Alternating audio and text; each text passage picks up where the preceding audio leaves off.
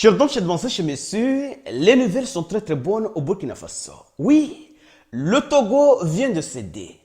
L'ancien président burkinabé, le lieutenant-colonel Daniba, est désormais aux mains des autorités burkinabées. Fin de la cavale. Il pensait peut-être être en sécurité au Togo, protégé, intouchable. Mais aujourd'hui, le constat est clair.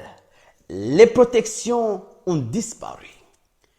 Les soutiens se sont évaporés dans cette région quand le rapport de force change. Les alliances ne tiennent plus.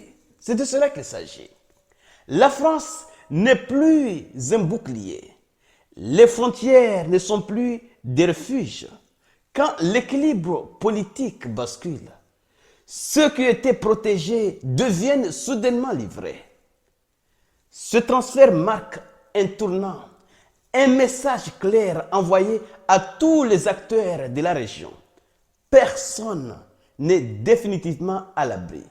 En Afrique de l'Ouest, le temps d'exil confortable touche à sa fin.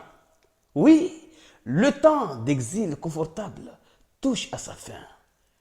Daniba, désormais, sera jugé et condamné au Burkina Faso. Et c'est de cela que nous allons aborder dans cette vidéoconférence. Mais avant d'aller en profondeur, chers amis, sécurisez cette vidéo parce que c'est très important. Poussez les j'aime, laissez vos commentaires et partagez cette vidéo au maximum. Et ceux qui ne sont pas encore abonnés, oui, il est temps de cliquer sur le bouton suivre pour rejoindre votre communauté. Entrons directement dans les sources. Que dit les sources? Selon les sources, c'est le vendredi 16 janvier 2026 que le lieutenant-colonel Daniba a été conduit de sa villa du quartier Lomé 2 vers la cour d'appel. Là, un juge a statué sur son sort et a accéléré la demande d'extradition formulée par le pouvoir burkinabé. C'est de cela qu'il s'agit. Et sitôt la décision rendue, quelques effets personnels lui ont été apportés depuis le complexe de ces villas, là où il résidait. Et les militaires qui l'exhortaient l'ont ensuite conduit à l'aéroport le 17 janvier pour une destination inconnue. Mais des sources déclarent que Daniba est déjà au Burkina Faso. Lui qui a été renversé, mais qui n'a jamais abandonné. Lui qui a voulu envoyer le président Ibrahim Traoré au repos éternel, vient d'être attrapé, extradé au Burkina Faso.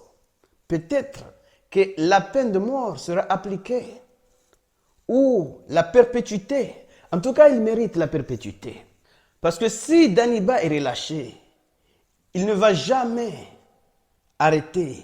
Oui, il va toujours essayer de marquer un point. Parce que lui est déjà fini. Il est complètement fini. Il n'a aucune chance. Sauf si il arrive à arracher le pouvoir.